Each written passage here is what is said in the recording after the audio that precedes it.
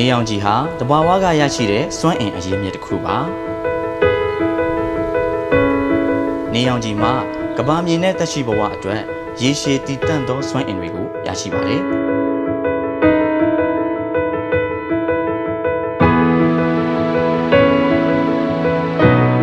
ယူမဘန်ရဲ့နေရောင်ခြည်စွမ်းအင်သုံးဆိုလာစီမံကိန်းကို2025ခုနှစ်ဖေဖော်ဝါရီလမှာအောင်မြင်စွာအပိသက်တက်ဆင်နိုင်ခဲ့ပါတယ်။တဘာဝပတ်ဝန်းကျင်ထိန်းသိမ်းမှုကိုလှုပ်ဆောင်နိုင်ုံသာမကလျှက်စစ်နဲ့ဒီဇယ်စီသုံးစွဲမှုကိုလည်းတိတိကျကျလျှော့ချနိုင်ခဲ့ပါတယ်။